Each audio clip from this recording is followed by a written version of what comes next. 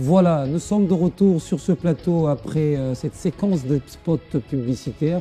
On va commencer avec notre tout premier invité, je l'avais annoncé tantôt, Papy Tamba, acteur politique, mais également membre influent au sein du parti présidentiel, le PPRD. Il est avec nous sur ce plateau. Bienvenue, Monsieur Papy. Merci, Monsieur Fleury. Merci d'avoir accepté une fois de plus notre invitation. Je vous en prie. Alors, je voudrais, avant d'entrer dans le vif de notre sujet, je voudrais d'abord comprendre une chose. Vous êtes devenu un peu, votre figure est devenue un tout petit peu médiatisée. Vous avez quitté l'Europe pour entrer vraiment de plein pied en politique. C'est quoi le secret? Pourquoi vous le faites? Vous voulez quand même que l'on sente que Papy a quelque chose à apporter ou que les politiques attirent l'attention vers vous? C'est quoi la finalité?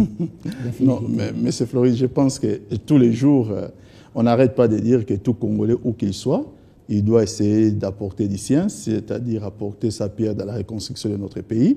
Et lorsqu'on essaie de le faire, on ne mérite que des encouragements, pas des critiques. C'est ça. Alors, on va parler politique, on va parler de la composition du gouvernement, on va parler de l'Assemblée nationale, l'actualité brûlante en République démocratique du Congo. Mais jusqu'à ce jour, il n'y a toujours pas de gouvernement mis en place. Mais au Sénégal, après l'élection du président, on a vu, ça n'a pas traîné, un Premier ministre a été très vite nommé. Ça s'explique comment? Mais ça s'explique déjà... Le temps, pratiquement une année, c'est le temps perdu. Non, ce n'est pas le temps perdu. Ça s'explique par rapport au schéma institutionnel. Les pères fondateurs de notre Constitution ont bien voulu mettre des choses en place. Et puis, la classe politique elle-même a aussi essayé de compromettre un certain nombre de choses. Au Sénégal, ils n'ont pas... La classe politique, aussi bien la majorité que l'opposition. Je parle de la classe politique, je pense qu'on n'est plus là pour essayer de céder à certaines polémiques. Moi, je suis en train de dire ceci. Nous avons organisé des élections couplées, oui. Ce qui n'a pas été le cas au Sénégal. Un chef de l'État élu doit choisir un Premier ministre dans une majorité parlementaire qui n'existait pas encore avant qu'on publie les résultats fin janvier.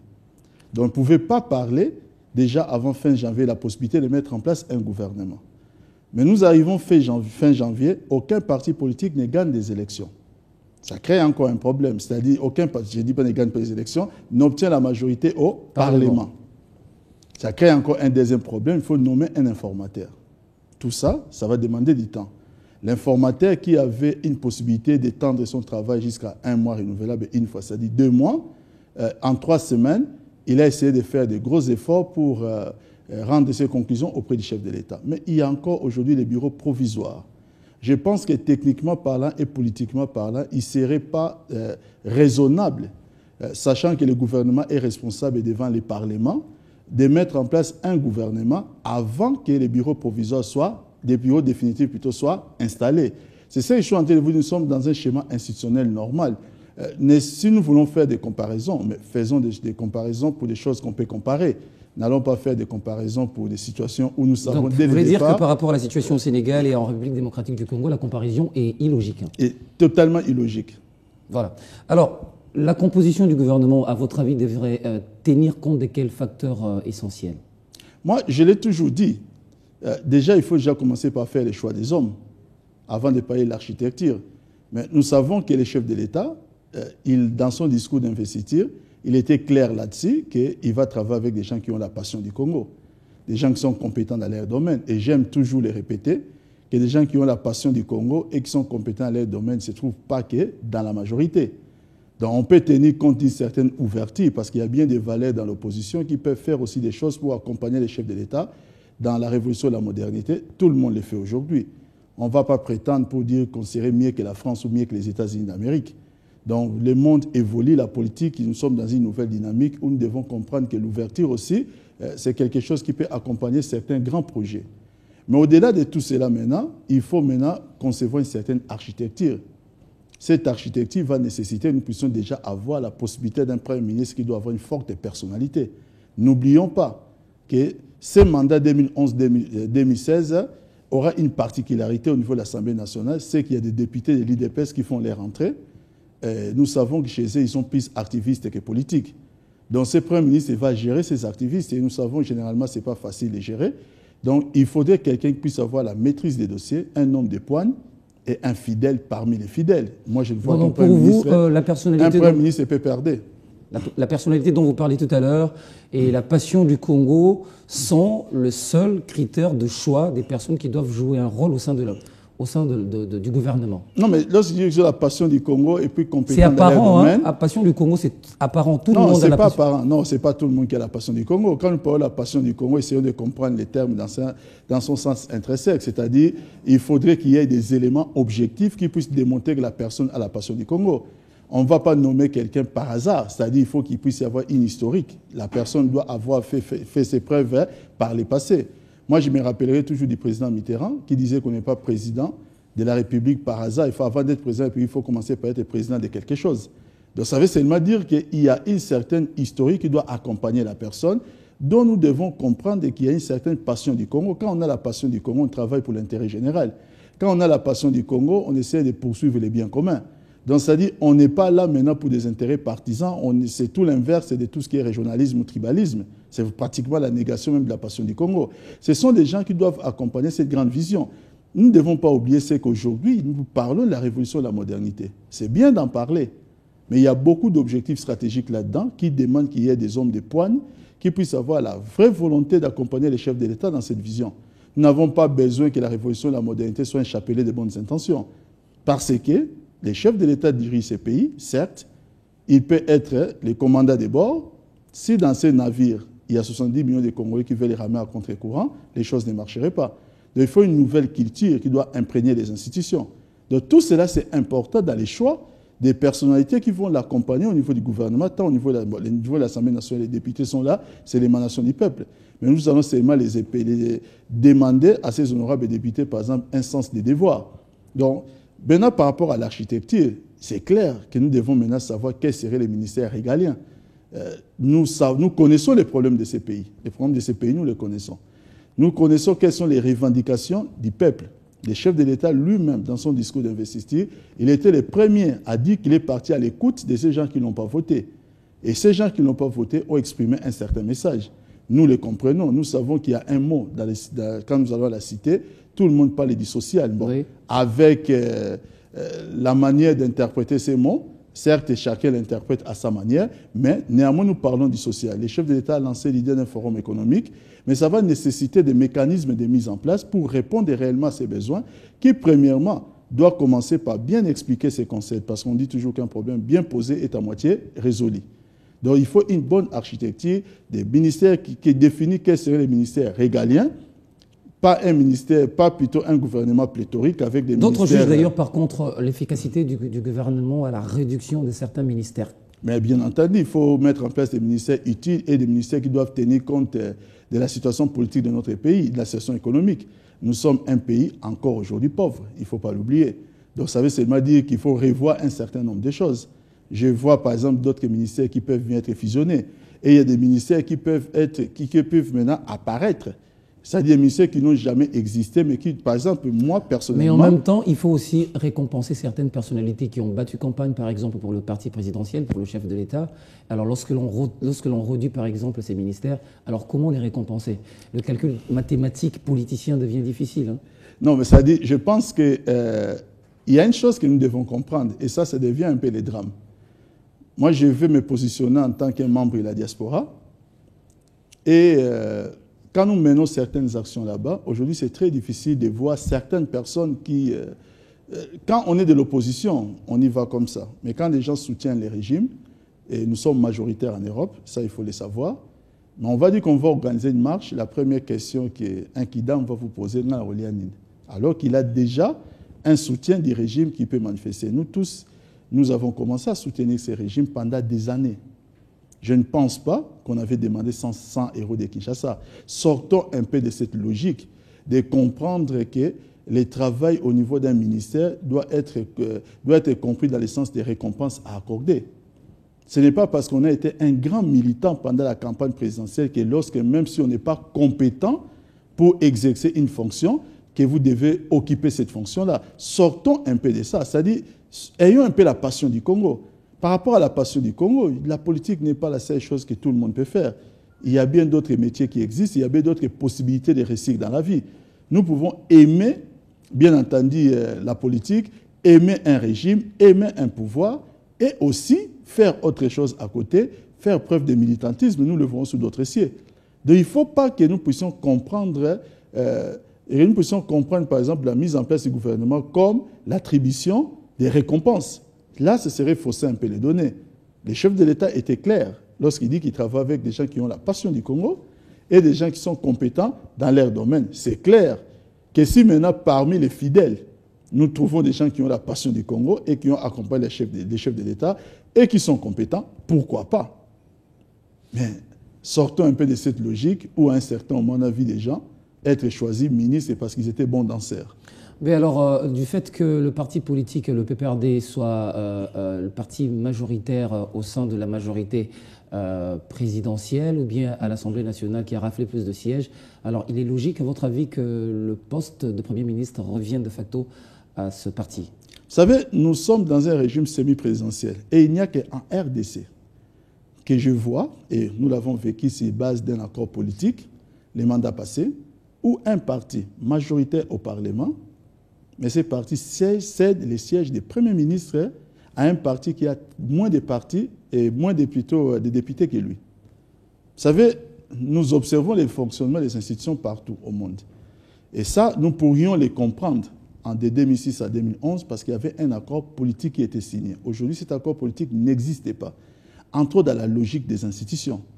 Et cela devrait motiver même l'homme politique congolais pour les années à venir. La politique n'est pas un lieu où on veut bénéficier des faveurs quand on n'a pas travaillé. Vous voulez avoir un Premier ministre, mobilisez-vous pour avoir plus de députés. Pourquoi? Parce que ce Premier ministre-là a aussi besoin du soutien au niveau du Parlement. Certes, il a besoin de la coalition telle qu'aujourd'hui nous savons que c'est le cas, mais il faut qu'il y ait des restes fidèles qui doivent déjà être une poignée sur qui il peut déjà compter. Ben, ceux qui viennent... Mais parce qu'ils viennent, ils apportent quelque chose et ils doivent aussi, dans la logique politique... Ceux qui viennent dans le cadre de cette coalition... Ceux qui viennent dans le cadre de la coalition... veulent être récompensés. Mais ils veulent être récompensés. Ça, vous êtes en train de le dire. Ça, dans ces fonctionnements, dans ces schémas-là normaux, bien que, bon, je ne comprends pas les choses de cette façon, mais nous sommes dans la politique, il faut maintenant qu'ils puissent être récompensés ou accepter une récompense sur mesure.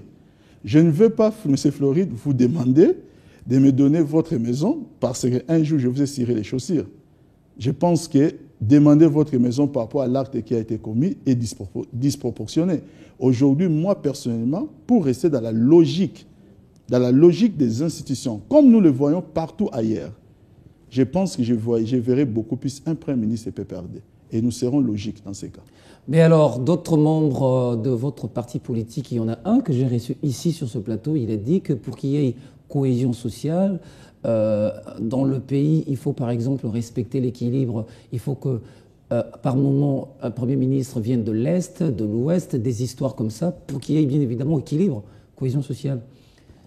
Parler de la cohésion sociale de ces côtés-là, bon, il y a beaucoup de gens qui comme par exemple au Nigeria, où on tient compte par exemple de ces critères. Qui essaient de souhaiter. Mais moi, personnellement, j'ai peut-être des sentiments un peu différents. Moi, en ce qui me concerne, je considère la RD Congo comme étant un bloc. Peut-être parce que je l'aime tellement que je ne vois pas que quand nous parlons de la RDC, il faut parler maintenant des appartenances ethniques, tribales, pour que cela puisse être un motif de constitution. Disons une chose. Le chef de l'État a donné une direction. Et je pense qu'il a été élu. Et nous sommes là pour l'accompagner. Nous devons faire preuve de fidélité. Il veut travailler avec des gens qui ont la passion du Congo et il veut travailler avec des gens qui sont compétents dans leur domaine. Ça doit être un schéma fondateur de tous les choix qui doivent être faits.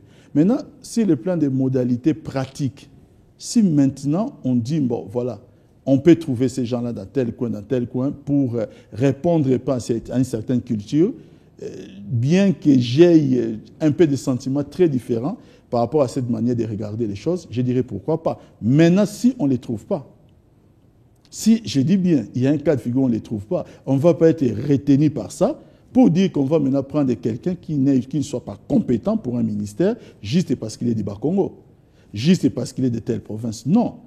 Sortons un peu de ces clivages-là. Hein. Il faut casser les murs des clivages aujourd'hui pour nous dire que les Congolais aujourd'hui ont une responsabilité devant l'histoire. Notre pays est en train de prendre une direction vers le développement. Nous devons, nous tous, nous sentir sensibilisés pour qu'il n'y ait plus trop de langage dans certaines matières, opposition, pouvoir. Moi, j'ai beaucoup d'admiration envers beaucoup de personnalités qui sont dans l'opposition. Ils sont dans l'opposition. Ma dernière question, est-ce que la Constitution consacre dans notre pays un gouvernement intérimaire? Le fait que nous ayons aujourd'hui, après la démission du Premier ministre, ça devait automatiquement entraîner la démission de l'ensemble des membres du gouvernement. Est-ce que la Constitution consacre un gouvernement intérimaire? Si c'est le cas, mais c'est quel article exactement? Parce qu'il y a des gens qui m'ont posé énormément cette question. Non, mais c'est Floride, je peux les comprendre cette question parce que la RDC est en train de vivre pour la première fois de son histoire les passages d'un mandat vers un autre mandat. Oui, et les gens ont du mal à comprendre. Tout devait se faire dans le respect des règles et des lois. Nous sommes dans le respect des règles et des lois. Nous ne sommes pas en marge. Il ne faut pas comprendre la démission de l'honorable Mozito comme étant la démission du gouvernement. Il ne faut pas l'interpréter comme telle. Il ne faut pas l'interpréter comme telle parce que nous sommes devant une situation d'exception où nous avons juste un Premier ministre qui est devenu honorable député et que maintenant, les problèmes de la validation de son mandat exigent qu'il puisse démissionner de son poste. C'est un cas d'exception qui dépend maintenant de l'appréciation propre maintenant du chef de l'État. Cela relèverait de son pouvoir discrétionnaire.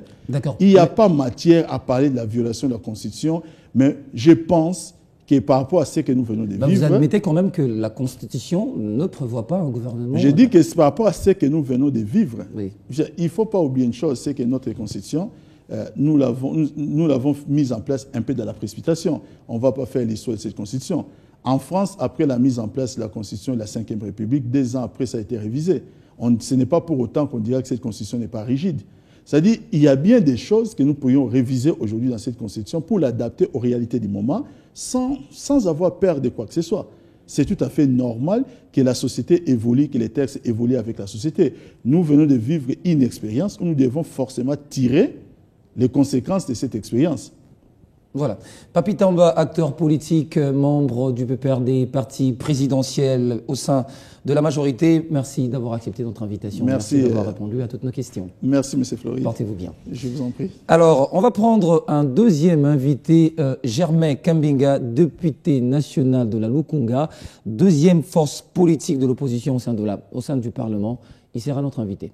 À tout à l'heure.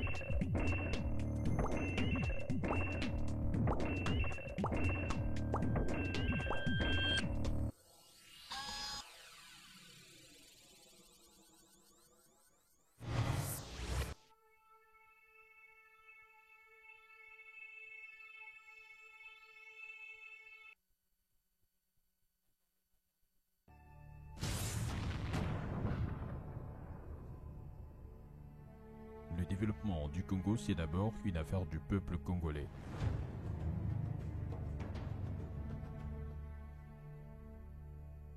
Améliorer son cadre de vie, lui donner des perspectives d'évolution positive, lui assurer une sécurité permanente.